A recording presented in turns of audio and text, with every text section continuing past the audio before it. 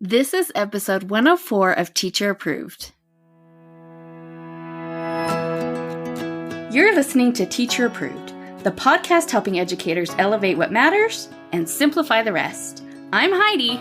And I'm Emily. We're the creators behind Second Story Window, where we give research-based and teacher-approved strategies that make teaching less stressful and more effective. You can check out the show notes and resources from each episode at secondstorywindow.net. We're so glad you're tuning in today. Let's get to the show. Hey there! Thanks for joining us today. In today's episode, we're sharing 5 techniques to tame December classroom behavior and sharing a teacher-approved tip for reminding students about your behavior expectations. We start our episodes with a morning message, just like we used to do at morning meeting in our classrooms. This week's morning message is, what tips and tricks do you have for managing classroom behavior in December?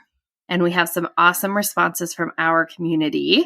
Bill said, keep the routines, rigor, and expectations in place. Don't change things up just because it's December. Lisa said, take time to review your routines and expectations. And then she added this, I was also re-listening to your podcast yesterday on engagement, and I think the surprise and delight ideas in there could help too.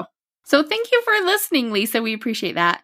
And I think you're right that surprise and delight can do a lot to keep students engaged and help keep behavior under control. And we talk about that in episode 35 if you want to go back and check that out. Shannon has this great tip, behavior bingo. I make a bingo board with various behavior expectations. When they perform the expectation correctly, they get an X. You can do a prize for each bingo and a big prize for a blackout. Cindy says, keep them busy and happy. And Julia says, I think it's best to accept that the Christmas crazy is going to happen. Well, whether we like it or not, the holiday hoopla is headed our way. Thanks to these teachers for sharing their insights, and we'd love to have you join the conversation over in our Teacher Approved Facebook group. Well, it's a good thing that you're here today. Yes, we need to form a united front against those hyper little critters that show up in our rooms this time of year. I'm reminded of that old joke. How do you lesson plan in December? Step 1, scrape the children off the ceiling. Step 2, repeat as needed. I've heard that joke before and it still cracks me up. And I know it's not true, but it feels true. We can't do much to help you get the kids off the ceiling if that's where they are. But we can help keep the children from floating up there in the first place. Yes, it's very hard to find a child-sized spatula. So it's best to do what you can to keep them grounded. Or, if not completely grounded, maybe just floating a couple feet in the air instead of all the way up. That's the goal here. And we do that by adding in some boosters to our regular classroom management system. The past few weeks, we've been talking all about classroom management. In episode 101, we shared 10 easy ways to prevent management problems from even occurring. In episode 102, we talked about how to manage the problems that still crop up. Sad, they're going to keep cropping up anyway. And last week, in episode 103, we talked about how to predict when your regular management plan might not be robust enough. Yep, because that system that works on a random Thursday in March is not the system you need on December 9th. Or May 25th, to be honest. A regular management system is fine for regular school days, but not every day is a regular school day. So it only makes sense that you need something extra on days that feel extra. So if you want to give your regular management systems a little zhuzh, it comes back to novelty versus structure. And maybe it feels like we always end up here, and that's because we do. Managing a classroom comes down to the balance between novelty and structure. When novelty is high, say right before winter break, kids can easily tip into overwhelm. And as much as they enjoy the excitement, they don't actually want to feel out of control. But they don't have the skills to rein themselves in. They're counting on their teacher to counteract their overwhelm by increasing structure in the classroom, even if they don't know they're counting on that. In today's episode, we've got 5 surefire techniques to boost your December management by increasing the structure in your classroom.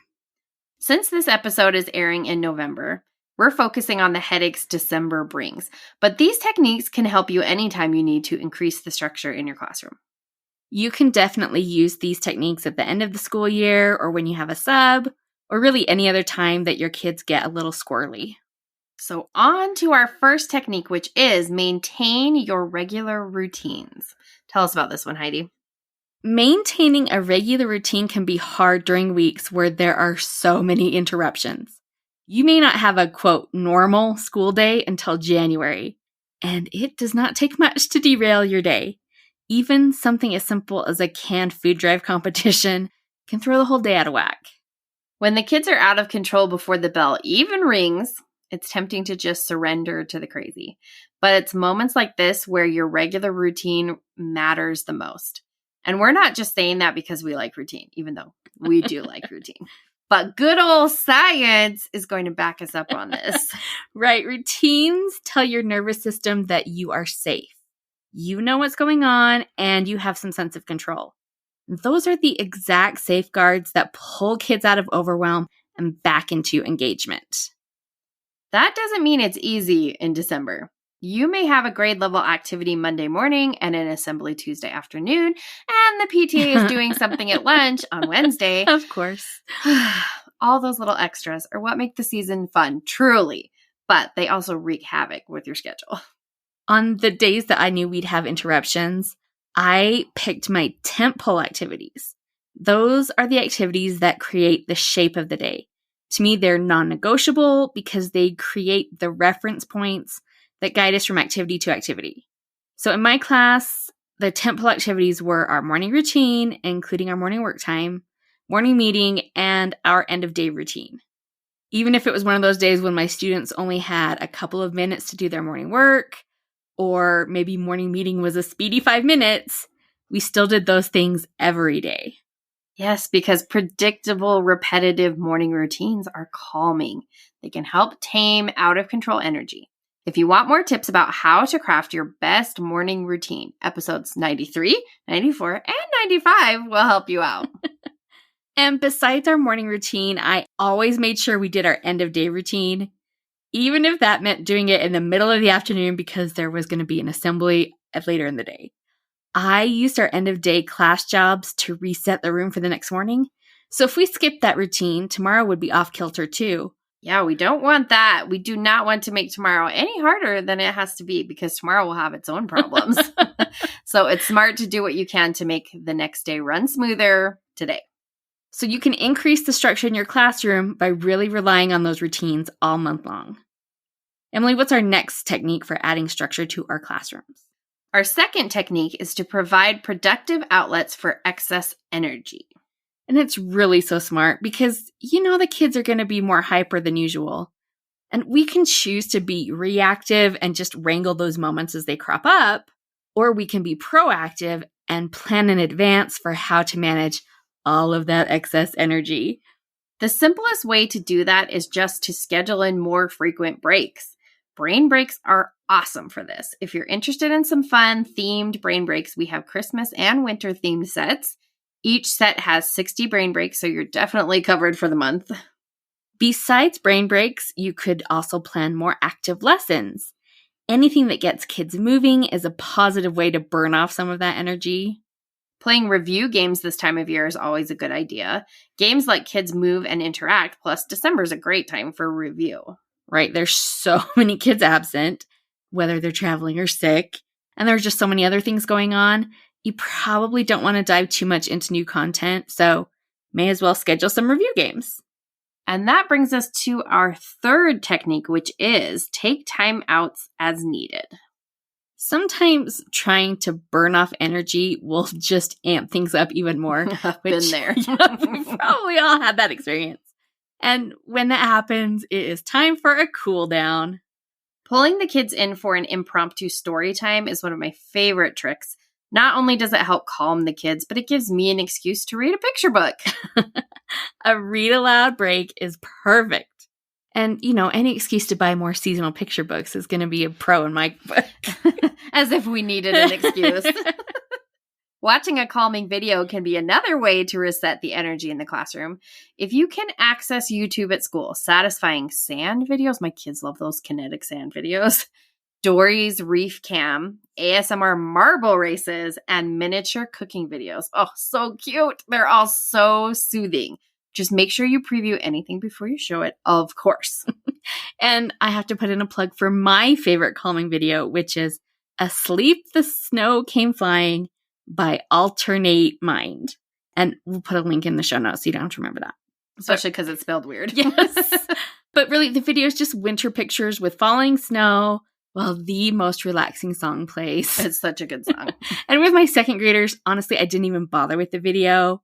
I just put on the song, turned out the lights, and had my kids rest their heads on their desks for like 4 minutes and 10 seconds. It was bliss. And it saved my sanity more than once. I'm sure. So we're adding structure to our classrooms by committing to our regular routines, planning more active breaks, and planning more winding down breaks.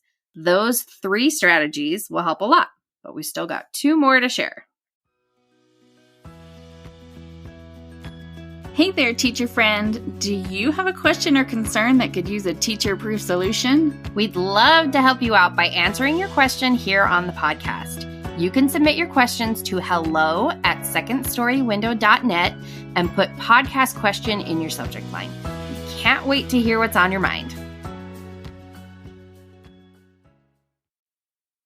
So our next technique for adding structure to your class is to use rewards strategically.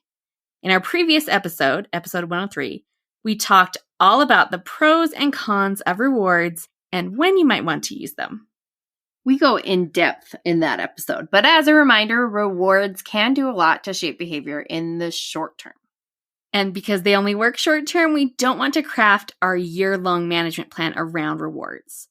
But they are great in that short term, say, helping you survive December. Remember to be selective, though, in the reward system you choose. Just because it offers a reward doesn't mean it offers much structure.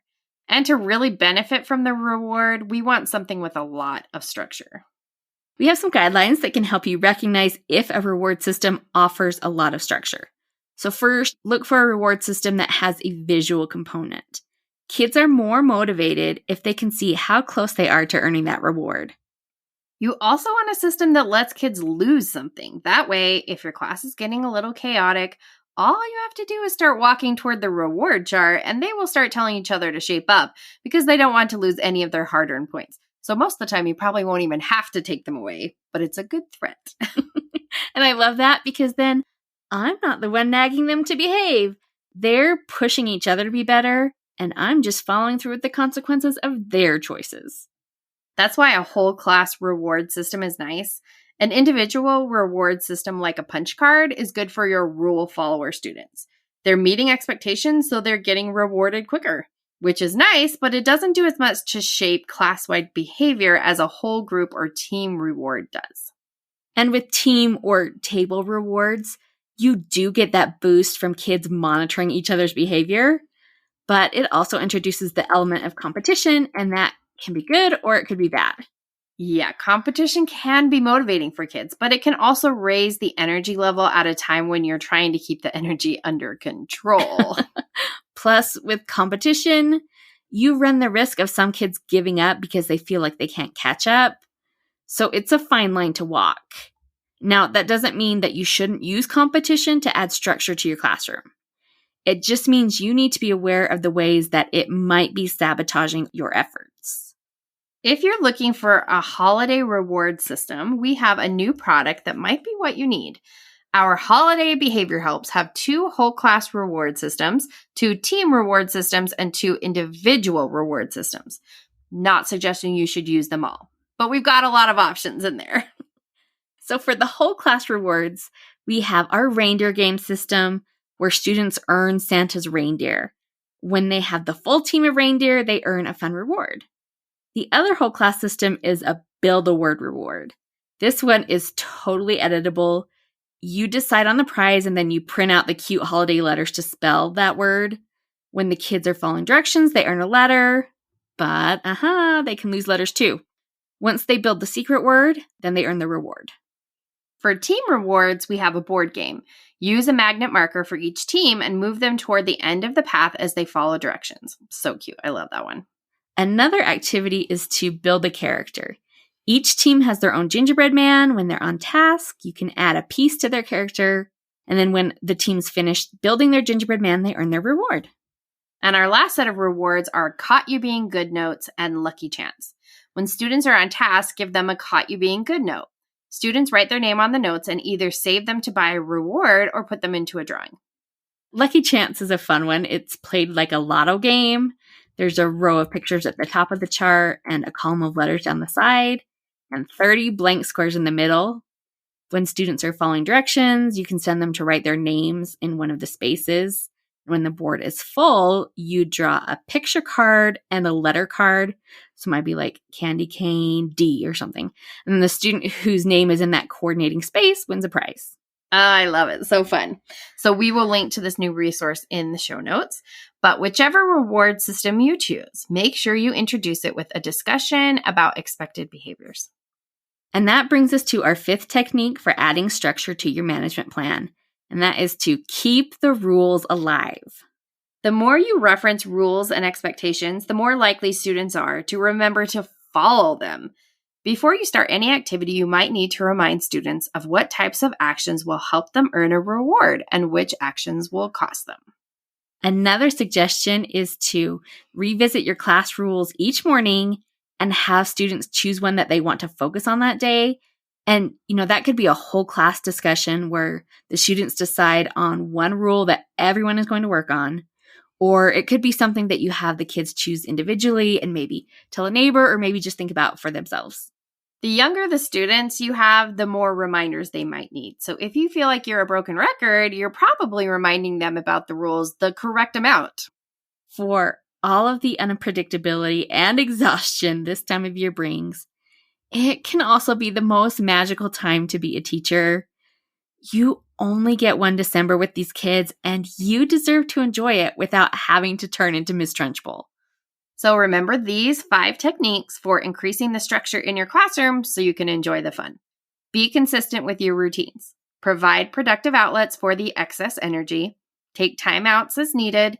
Use rewards strategically and keep the rules alive. And come join the discussion in our Facebook group. You can ask for ideas if you need some support and share your suggestions to help other teachers. Yeah, we need each other to make it through. Now let's talk about this week's Teacher Approved Tip. Each week we leave you with a small actionable tip that you can apply in your classroom today. This week's Teacher Approved Tip is reteach, don't remind. Tell us about this tip, Heidi. I would love to. So when we see kids starting to veer into that problem territory, it's tempting to say something like, hey, if you keep talking instead of working, I'll have to take away one of your reindeer cards. And it makes sense that we do that. We are tired. We don't really want to have to take down a reindeer card. But when you give a warning, you show your kids that you don't really mean what you say.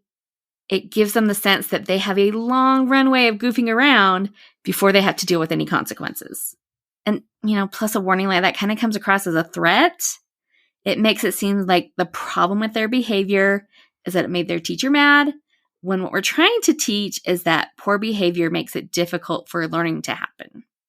Okay, so what should teachers do instead of giving reminders?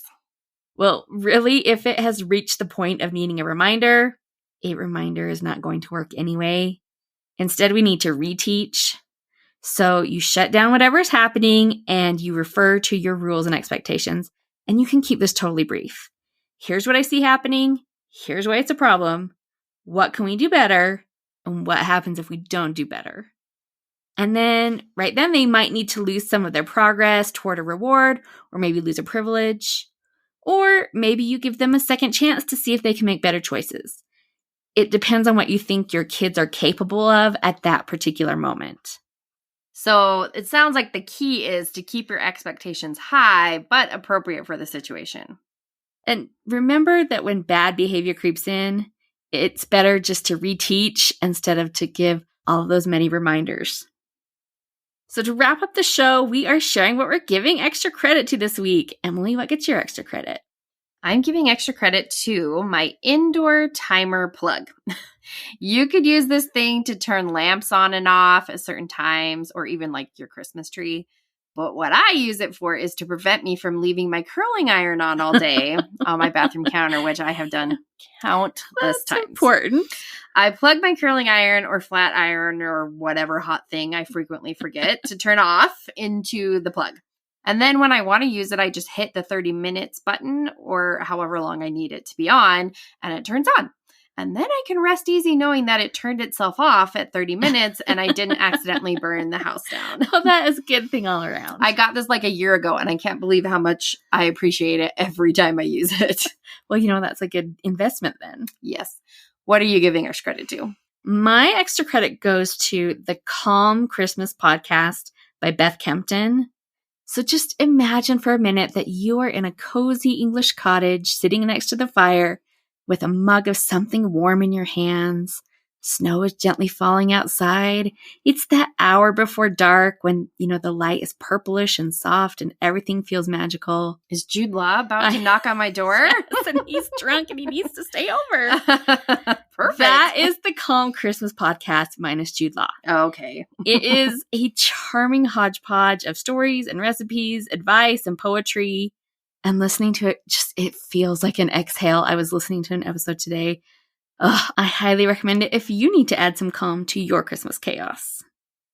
That's it for today's episode. Try our 5 techniques for helping calm the December chaos. And don't forget our teacher-approved tip to reteach your behavior expectations instead of giving reminders. If you enjoyed this episode, we would love it if you shared it with a teacher friend who might enjoy it as well. It's the best way to help our show reach new listeners. And be sure to check out our show notes for links to anything we mentioned in this episode. We hope you enjoyed this episode of Teacher Approved. I'm Heidi. And I'm Emily. Thank you for listening. Be sure to follow or subscribe in your podcast app so that you never miss an episode. You can connect with us and other teachers in the Teacher Approved Facebook group. We'll see you here next week. Bye for now. Bye.